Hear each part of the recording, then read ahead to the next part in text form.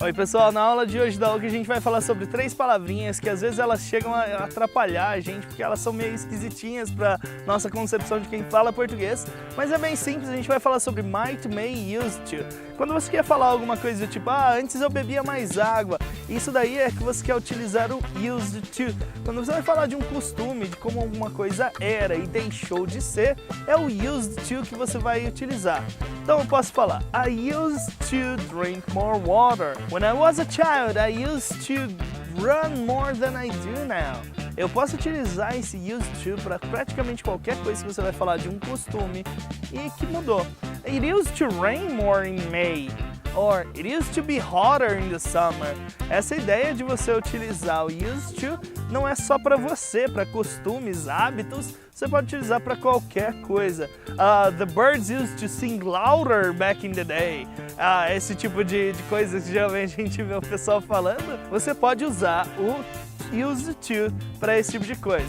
É bem tranquilo, e quando você vai utilizar o might, aí você está falando de algumas possibilidades, né? Então eu posso falar assim, oh, I think it might rain today. Essa ideia de might é uma ideia de possibilidade. Então o might, ele é bem amplo nisso.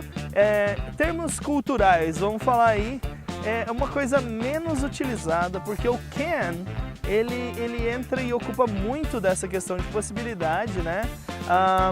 Mas ainda é bem utilizado, principalmente quando você vai falar sobre suas previsões do que algo pode acontecer. É muito normal você ver pessoas utilizando em uma reunião, por exemplo, I think the sales might go down next month, so we need to do something. Então o might entra aí justamente para dar essa ideia de possibilidade. É muito comum você utilizar ele nessas previsões aí, você vai ver ele sendo utilizado mais. O can, ele ocupa esse espaço quando você vem falar justamente onde entra o may, que é das possibilidades do que a ação pode acontecer. Então você pode falar, oh, it may rain today, da mesma forma que eu utilizei o might, porque eles estão nesse âmbito de possibilidade. E você pode utilizar o may também como uma forma bem educada de se pedir algo para alguém, se a gente estiver falando de cultura dos Estados Unidos. E se a gente estiver falando de cultura UK, é mais normal você utilizar o may toda vez que você vai perguntar se alguém pode fazer aquela ação, né? Ou se você vai pedir algo. Então eu vou utilizar, oh, may I have these? May I have a chocolate, please? May I have a cookie or biscuit? Dependendo de onde você estiver, né? Então essa ideia do may entra aí justamente possibilidades de uma forma mais educada da perspectiva nos Estados Unidos, e UK é mais comum de se utilizar, tá joia? Qualquer dúvida, pessoal, que vocês tenham, coloca aqui nos comentários que a gente está aqui para ajudar vocês.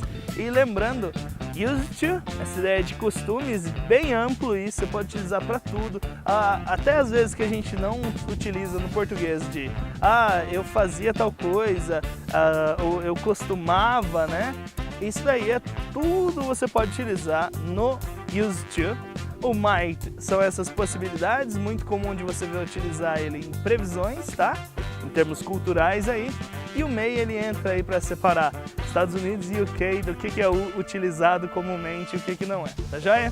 Pessoal, isso é prática, você precisa de prática e é algo que está aqui para focar em prática com vocês. Inglês para adultos é aqui, entre em contato com a gente, vem treinar com a UC. Tchau, tchau!